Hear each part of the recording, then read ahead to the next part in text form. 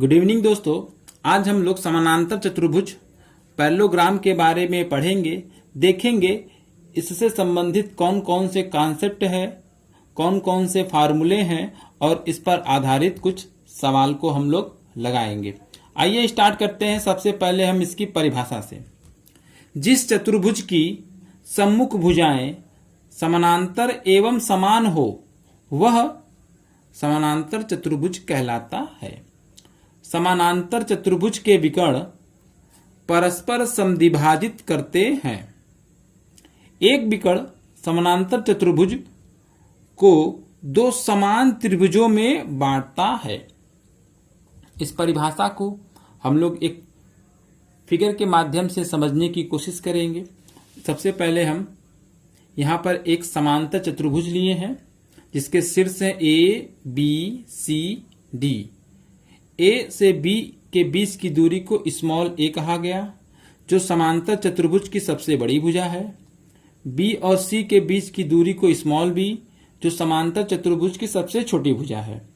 परिभाषा के अकॉर्डिंग समांतर चतुर्भुज के सम्मुख भुजा यानी ए बी भुजा सी डी भुजा के क्या होगा, समान या बराबर होगा।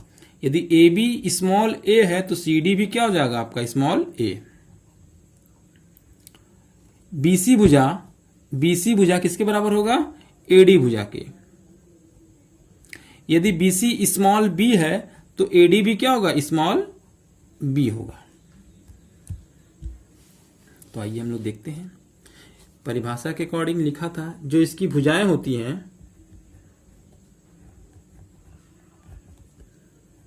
ए बी भुजा किसके बराबर है, ए बी भुजा आपका सी डी भुजा के बराबर है।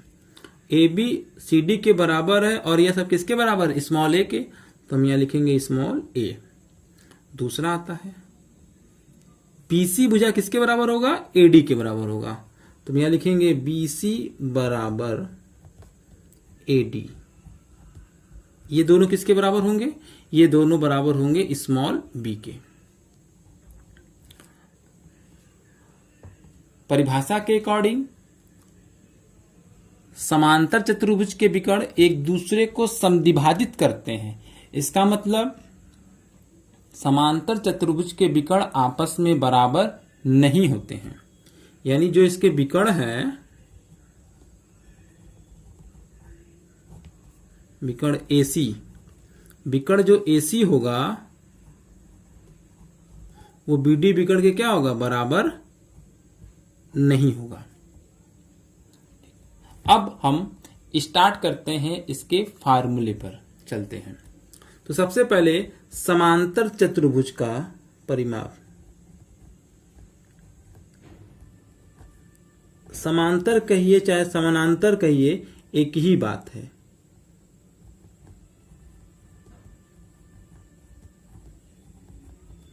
चतुर्भुज का परिमाप, देखिए जो परिमाप होता है वो चारों भुजाओं का योगफल होता है। तो समांतर चतुर्भुज में चार भुजा, 1 2 3 4, इन चारों भुजाओं का योग होगा। पहली भुजा है ए, दूसरी भुजा है बी, तीसरी भुजा है ए और चौथी भुजा है बी। इनको क्या कर लेंगे, अब हम जोड़ लेंगे। ए मिलकर के हो जाएगा आपका 2a प्लस बी मिलकर के हो जाएगा आपका 2b। दोनों में दो कॉमन कर लेंगे, a प्लस बी, दो ब्रैकेट में a प्लस बी। ये हमारा समांतर चतुर्भुज का परिमाप हो जाएगा। अब इसके बाद हम समांतर चतुर्भुज का क्षेत्रफल लिखेंगे।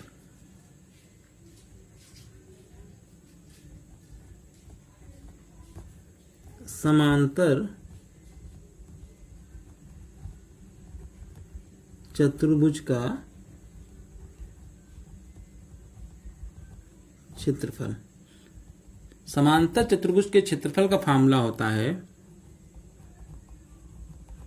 आधार गुणे ऊंचाई। आधार गुणे ऊंचाई। तो आइए हम लोग इसको समझने की कोशिश करते हैं।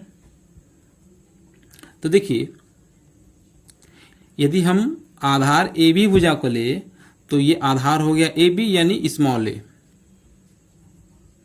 और ऊंचाई की बात करते हैं तो आधार के सामने वाली भुजा के बीच की दूरी को ही हम ऊंचाई कहते हैं। तो यानी डी से ए बी भुजा पर लंब डालेंगे आप। जब हम डी से ए बी भुजा पर लंब डालेंगे तो ये ई बिंदु पर मिलेगा। तो डीई के बीच की दूरी को ही ऊंचाई कहते हैं। इसकी ऊंचाई को हम लोग यक्स मान लेते हैं। यक्स क्या है?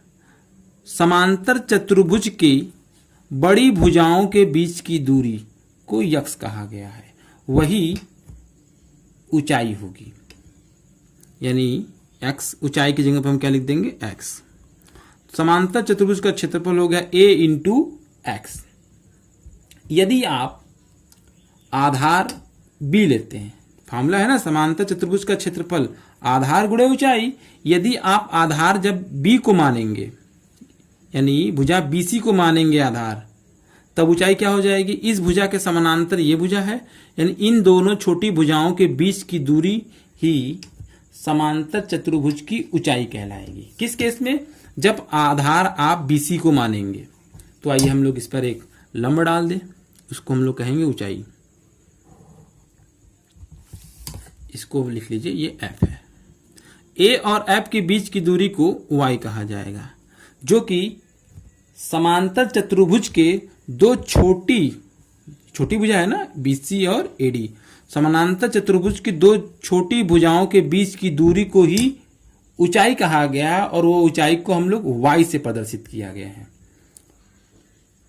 यदि आप आधार बीसी को लेते हैं, बीसी के बीच की दूरी बी,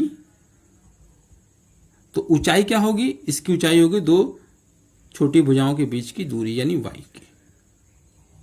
यानी ये भी समांतर चतुर्भुज का क्षेत्रफल होगा और ये भी समांतर चतुर्भुज का क्षेत्रफल होगा।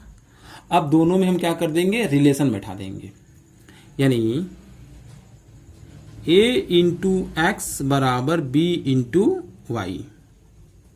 समांतर चतुर्भुज की दो भुजाओं में क्या है? रिलेशन निकल गया। अब हम लोग देखते हैं, ये एक समांतर चतुर्भुज है। समांतर चतुर्भुज की दो भुजा दी गई हो और एक विकर्ण दिया हो। समांतर चतुर्भुज की दो भुजा और एक विकर्ण दिया गया हो और आपसे कहा जाए समांतर चतुर्भुज का क्षेत्रफल क्या होगा, तो आपको परिभाषा के अकॉर्डिंग पता ही होगा। समांतर चतुर्भुज में यदि एक विकर्ण आप खींचते हैं तो समांतर चतुर्भुज दो त्रिभुजों में बढ़ जाता है। क्या करेंगे? इस त्रिभुज का क्षेत्रफल निकालेंगे और इसी में दो से इंटू करा देंगे, तो हमें समांतर चतुर्भुज का क्षेत्रफल प्राप्त हो जाएगा। यदि आपको दो भुजा और एक विकर्ण दिया हो और समांतर चतुर्भुज का क्षेत्रफल पूछे, तो सबसे पहले आप त्रिभुज एबीसी का क्षेत्रफल निकालेंगे। त्रिभुज एबीसी का क्षेत्रफल निकालेंगे। त्रिभुज एबीसी एक विषम बाहु त्रिभुज है। इससे पहले हमने वीडियो बना रखा है विषम बाहु त्रिभुज में। जो लोग पहली बार इस चैनल पर आए हैं वो प्लेलिस्ट में जा करके विषम बाहु त्रिभुज पर आधारित फार्मूला और क्वेश्चन देख लेंगे, तो ये सवाल और बेहतर आपको समझ में आएगा। तो आइए, विषम बाहु त्रिभुज का क्षेत्रफल ज्ञात करने का फार्मूला हो गया यस इंटू ब्रैकेट में एस माइनस ए into S minus B into S minus C. जहां इसमें यस अर्ध परिमाप होता है और यस ज्ञात अर्ध परिमाप यानी यस को ज्ञात करने का सूत्र होता है हमारा a प्लस बी प्लस सी बटे में 2। यहां जो यस है त्रिभुज का अर्ध परिमाप है। हमें निकालना है समांतर चतुर्भुज, समांतर चतुर्भुज का क्षेत्रफल। समांतर चतुर्भुज का क्षेत्रफल निकलेगा आपका 2 गुणे त्रिभुज एबीसी का क्षेत्रफल। त्रिभुज ए बी सी का क्षेत्रफल। और त्रिभुज ए बी सी का क्षेत्रफल ज्ञात करने का ये फार्मूला है। इसी फार्मूले को हम यहाँ लिख देंगे। तो 2 गुणे अंडर रूट में यस इंटू यस माइनस ए इंटू नेक्स्ट ब्रैकेट में S minus B into next bracket में एस माइनस सी। ये हमारा फार्मूला मिल गया। समांतर चतुर्भुज का क्षेत्रफल जब 2 भुजा और एक विकर्ण दिया रहे तब हम इस सूत्र का प्रयोग करेंगे। आज के टॉपिक का ये पहला क्वेश्चन है। एक समांतर चतुर्भुज की भुजाएं 15 सेमी तथा 7 सेमी हैं। उनके विकर्ण की लंबाई 20 सेमी है, तो तदनुसार उसका क्षेत्रफल कितना होगा। जैसा कि अभी हमने समांतर चतुर्भुज का क्षेत्रफल ज्ञात करने का 2 सूत्र लिखा है। एक आधार गुणे ऊंचाई, दूसरा जब 2 भुजा और एक विकर्ण दिया रहे। तो ये जो सवाल है 2 भुजा और एक विकर्ण पर है। तो हम यहाँ देखेंगे इस फिगर के माध्यम से। ये एक समांतर चतुर्भुज हमने यहाँ ड्रॉ कर लेते हैं। ठीक, समांतर चतुर्भुज की सबसे बड़ी भुजा हो गई ए जो होगी सबसे बड़ी भुजा यानी 15, और बी जो होगी समांतर चतुर्भुज की सबसे छोटी भुजा जो कि 7 सेमी है। और समांतर चतुर्भुज का ये एक विकर्ण है। विकर्ण दे दिया, विकर्ण की लंबाई 20 सेमी यानी सी जो है विकर्ण है ये 20 सेमी है।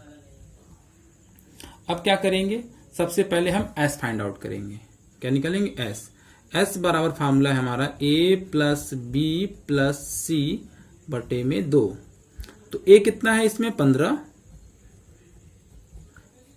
बी कितना है इसमें आपका 7 प्लस सी कितना है 20/2। ऐड कर देंगे तो ये आ जाएगा 42/2, भाग कर देंगे तो आएगा 21, यानी अर्ध परिमाप आपको मिल गया 21। अब क्या निकालना है, समांतर चतुर्भुज का क्षेत्रफल। तो समांतर चतुर्भुज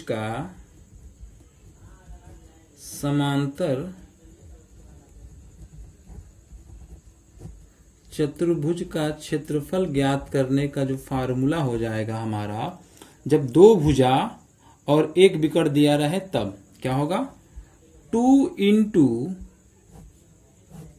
अंडर रूट में यस इंटू एस माइनस ए into S minus B into S minus सी।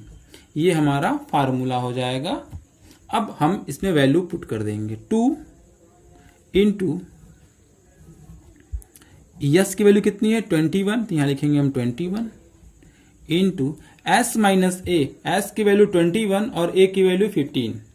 तो 21 में से 15 माइनस कर देंगे तो आएगा आपका 6, तो यहां लिखेंगे हम 6 into S minus b, s की वैल्यू 21, बी की वैल्यू 7, 21 में से 7 चला जाएगा तो आएगा आपका 14 इंटू यस माइनस सी, यस की वैल्यू 21, सी की वैल्यू 20, तो 21 में से 20 जाएगा तो आएगा आपका 1। अब हम इसका क्या कर लेंगे, फैक्टर कर लेंगे। 21 का करेंगे 7 इंटू 3, 6 का करिए 3 इंटू 2, 7 2 इंटू 7। अब इसका पेयर बना लेंगे, 3 का पेयर बना, 2 का बना और 7 का भी बना। तो क्या क्या आएगा, तो करनी में से एक 3 बाहर आएगा, इस करनी में से एक 2 बाहर आएगा और इस करनी में से एक 7 बाहर आ जाएगा। अब हम क्या कर देंगे, इनका आपस में इंटू कर देंगे। तो देखिए 2 का गुणा जब 3 में करेंगे 6, 6 का गुणा जब आप 2 में करेंगे तो 12, 12 सत्ते 84। समांतर चतुर्भुज का क्षेत्रफल आ गया 84 वर्ग सेमी। यही हमारा क्या कहलाएगा, आंसर कहलाएगा। आज के टॉपिक का ये क्वेश्चन नंबर 2 है।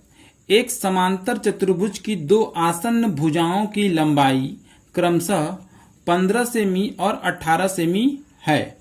यदि 2 छोटी भुजाओं के बीच की दूरी 12 सेमी है तो बड़ी भुजाओं के बीच की दूरी है। तो एक चीज याद रखिए, पहले हम एक समांतर चतुर्भुज को ड्रा कर लेते हैं। ये हमारा समांतर चतुर्भुज है। ये भुजा ए हो गई, ये भुजा बी हो गई। इस शीर्ष से एक भुजा इधर की ओर है और एक भुजा इधर की ओर है, तो ये दोनों भुजाएं कहलाएंगी आसन्न भुजा। कहा है ना, दो आसन्न भुजाओं की लंबाई, तो एक शीर्ष से दो भुजा निकलनी चाहिए, एक भुजा इधर की ओर और दूसरी भुजा इधर की ओर, तो ये दोनों जो भुजाएं हैं आसन्न भुजा कहलाएंगी। तो समांतर चतुर्भुज की सबसे बड़ी भुजा ए होती है। तो देखिए 15 और 18 में 18 बड़ा, इसलिए ए हो गया 18। छोटी भुजा बी जो कि 15 है, हम यहां लिख देंगे 15। अब प्रश्न में देखेंगे दो छोटी भुजाओं के बीच की दूरी 12, तो दो छोटी भुजा यही है, इनके बीच की दूरी दे रखी वो 12। दो छोटी भुजाओं के बीच की दूरी को हम y कहते हैं, y बराबर 12। पूछा बड़ी भुजाओं के बीच की दूरी, तो ये बड़ी भुजा है पहली और ये दूसरी, इनके बीच की दूरी को हम लोग कहते हैं क्या, x कहते हैं। तो इस पर आधारित सूत्र बताया गया था दो भुजाओं में रिलेशन का।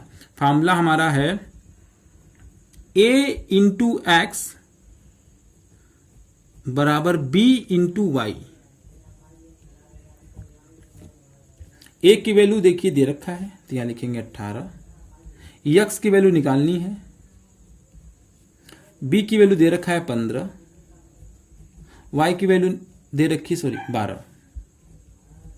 तो x बराबर हो जाएगा हमारा 15 गुणे 12 बटे में 18। अब इसको सॉल्व कर लेंगे। 6 के टेबल से ये चला जाएगा 2 बार में, ये चला जाएगा 3 बार में, 3 के टेबल से चला जाएगा ये 5 बार में, 5 दूनी 10 सेंटीमीटर। बड़ी भुजाओं के बीच की दूरी आ गई 10 सेंटीमीटर, यही हमारा आंसर कहलाएगा। ये आज के टॉपिक का क्वेश्चन नंबर 3 है। एक समांतर चतुर्भुज की भुजाओं का अनुपात 5:4 है, उसका क्षेत्रफल 1000 वर्ग इकाई है, बड़ी भुजा पर तुंगता 20 इकाई है, तो छोटी भुजा पर तुंगता है। पहली बात देखिए, इसमें दिया है दोनों भुजाओं का अनुपात a संबंधे b बराबर 5:4। तो यहां a हो जाएगा आपका 5, अनुपात हटाते हैं तो उसमें एक चर राशि से गुणा करते हैं, यानी कोई भी चर हम इसमें k से इंटू कराते हैं, 5k। b हो जाएगा आपका 4 है तो 4k। ठीक, अब इसमें दिया हुआ है उसका क्षेत्रफल 1000 वर्ग इकाई है, इसको हम छोड़ देते हैं। इसको लेकर भी प्रश्न का उत्तर ला सकते हैं और क्षेत्रफल को हम न लेकर भी उत्तर ला सकते हैं, तो हम इसको छोड़ कर लाते हैं, जल्दी आ जाएगा। बड़ी भुजा पर तुंगता 20 इकाई, तो यानी बड़ी भुजा के बीच की दूरी है ये, यानी बड़ी भुजाओं के बीच की दूरी यानी ऊंचाई है, यानी ये x है 20। और छोटी भुजा पर तुंगता यानी y, यानी समांतर चतुर्भुज की छोटी भुजाओं के बीच की दूरी पूछ रहा है आपसे। अब आपको इसका सूत्र हमने बताया ही है, a इंटू एक्स बराबर b इंटू वाई। a की वैल्यू है 5k इंटू एक्स की वैल्यू है 20 बराबर b की वैल्यू है आपकी 4k और y निकालना है आपको। k से आपका k कैंसिल हो जाएगा, 4 के टेबल में 20 आएगा 5 बार में, 5 का 5 में इंटू कराएंगे 25। जो छोटी भुजा की तुंगता है वो 25 इकाई आ गई, यही हमारा क्या कहलाएगा, आंसर कहलाएगा। यदि आपको यह हमारा वीडियो पसंद आया तो इसे लाइक करें, सब्सक्राइब करें और ज्यादा से ज्यादा शेयर करें।